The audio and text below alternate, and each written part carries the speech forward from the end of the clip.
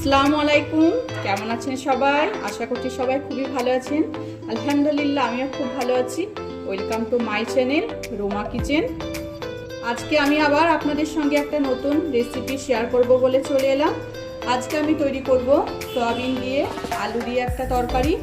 দেখতেই পাচ্ছেন আলুগুলোকে আমি ঠিক এরকমভাবে কেটে নিয়েছি, আর সয়াবিনটাকে আমি দেখতেই পাচ্ছেন সেদ্ধ করে নিয়েছি। এবার কিভাবে আমি রান্নাটা করি সেটা আপনারা দেখে নিন প্রথম থেকে শেষ পর্যন্ত। তাহলে রান্নাটা আমি কিভাবে করছি প্রথম থেকে শেষ পর্যন্ত আমার ভিডিওটা দেখতে থাকুন। আশা করছি আপনাদের খুবই ভালো লাগবে। আর রান্নাটা যদি আমার ভালো লেগে থাকে তাহলে অবশ্যই আমার চ্যানেলটিকে সাবস্ক্রাইব করবেন, কমেন্ট করে জানাবেন কেমন লাগছে আমার রান্না, অবশ্যই একটা লাইক দিয়ে দেবেন। সয়াবিন আলুর তরকারি আপনারা হয়তো অনেকবারই রান্না করে খেয়েছেন বাড়িতে। আমি কিভাবে রান্না করছি আজকে সেটাই আপনাদের সঙ্গে আমি শেয়ার করব। তাহলে দেখে নিন আমার রান্নাটা আমি কিভাবে তৈরি করছি। রান্নাটা তৈরি করার জন্য গ্যাসের মধ্যে আমি কড়াই বসিয়ে দিয়েছি। এবার আমি পরিমাণ মতো এখানে সর্ষের তেল দিয়ে দেব। আমি সর্ষের তেল দিয়ে রান্নাটা করব। তেলটা আমার খুব ভালোভাবে গরম হয়ে গেছে। প্রথমে কিন্তু আমি যে সয়াবিনগুলো সেদ্ধ করে নিয়েছিলাম সেগুলো কিন্তু তেলে ভেজে নেব।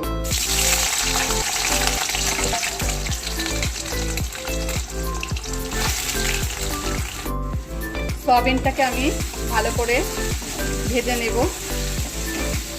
সয়াবিনের মধ্যে আমি লবণ দিয়ে দেবো পরিমাণ মতো।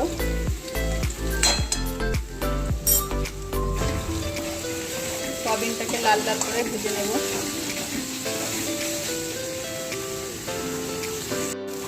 দেখতেই পাচ্ছেন বন্ধুরা, সয়াবিনটাকে কিন্তু আমি হালকা লাল লাল করে ভাজা ভাজা করে নিয়েছি। এবার কিন্তু আমি সয়াবিনটাকে একটা পাত্রে তুলে নেব। দেখতেই পাচ্ছেন ঠিক এরকম করে ভাজা করে নিয়েছি। আপনারাও কিন্তু ঠিক এরকমভাবে ভাজা ভাজা করে নেবেন। আবারও কিন্তু আমি কড়াইয়ের মধ্যে সরষের তেল দিয়ে দেবো পরিমাণ মতো। তেলটা গরম হয়ে গেছে। এবার তেলের মধ্যে আমি আলুটা ভাজা ভাজা করে নেব। এর মধ্যে আমি পরিমাণ মতো হলুদ গুঁড়ো দিয়ে দেবো, পরিমাণ মতো লবণ দিয়ে দেবো। এবার আলুটাকেও কিন্তু আমি লাল লাল করে ভেজে নেব।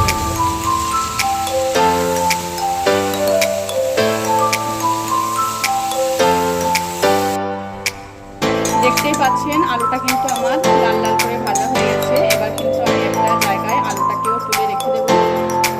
ওই কড়াইয়ের মধ্যে আবারও আমি সরষের তেল দিয়ে রান্না করব তরকারিটাকে। পরিমাণ মতো আমি সরষের তেল দিলাম। তেলটা আমার গরম হয়ে গেছে। এখানে আমি কিছু গোটা গরম মশলা ফোড়ন দিচ্ছি। তেজপাতা, গোটা জিরে, লঙ্কা, এলাচ, দারচিনি। ফোড়নটাকে আমি হালকা ভাজা ভাজা করে নেব। ফোড়নটা ভাজা ভাজা হয়ে গেলে আমি এখানে পেঁয়াজ কুচি দিয়ে দেবো। পেঁয়াজ কুচিটা আমি দিয়ে পেঁয়াজটাকে আমি হালকা ভাজা ভাজা করে নেব। পেঁয়াজের মধ্যে আমি অল্প লবণ দিচ্ছি, তাহলে পেঁয়াজটা তাড়াতাড়ি ভাজা হয়ে যাবে।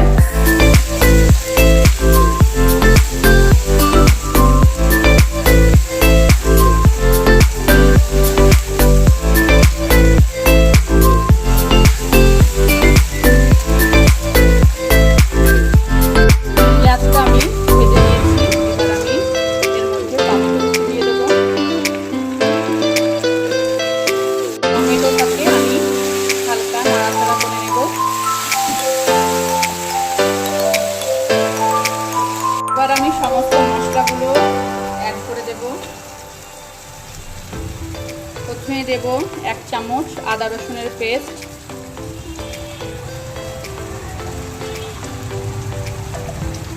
1 চামচ জিরে গুঁড়ো,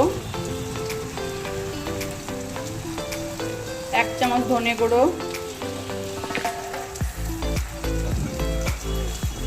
পরিমাণ মতো হলুদের গুঁড়ো। সমস্ত মশলাটাকে আমি ভালোভাবে কষিয়ে নেব যতক্ষণ না তেল ছাড়ছে। আমি মশলার মধ্যে কয়েকটা কাঁচা লঙ্কা দিয়ে দেব।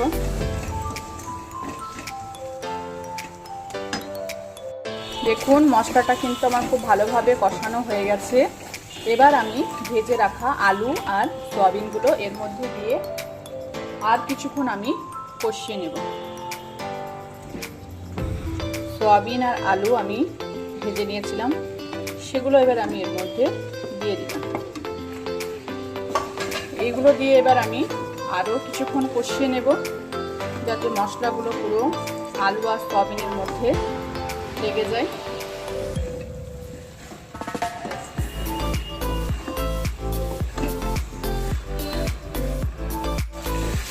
আমার রেসিপিটা ফলো করে আপনারা যদি এরকমভাবে সয়াবিন আলু তৈরি করেন তাহলে কিন্তু একদমই মাংসর মতো খেতে লাগবে। এরকমভাবে তৈরি করবেন এবং আমাকে কিন্তু কমেন্ট করে জানাবেন যে কেমন হয়েছে রান্নাটা।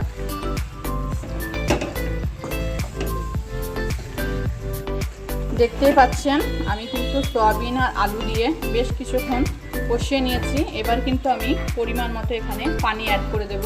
দেখুন আমি কিন্তু পরিমাণ মতো এখানে পানি আমি অ্যাড করে দিয়েছি। এবার আমি ঢাকা দিয়ে রেখে দেব, যতক্ষণ না আলুটা সেদ্ধ হয়ে যায় ততক্ষণ পর্যন্ত আমি রান্নাটা করব। দেখতেই পাচ্ছেন রান্নাটা কিন্তু আমার প্রায় শেষের দিকে। আলুগুলো কিন্তু আমার খুব ভালোভাবে সেদ্ধ হয়ে গেছে। সব শেষে কিন্তু আমি একটু মিট মশলা দিয়ে দেবো, তাহলে কিন্তু টেস্টটা খুব সুন্দর আসবে। আপনারা চাইলে কিন্তু নাও দিতে পারেন।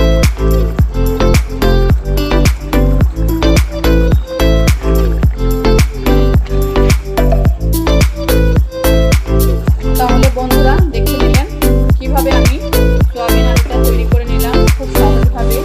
আপনারা অবশ্যই বাড়িতে এরকমভাবে তৈরি করবেন। আবার কোনোদিন নতুন রেসিপি নিয়ে আপনাদের সামনে হাজির হব। সবাই খুব ভালো থাকবেন। খুদা হাফেজ।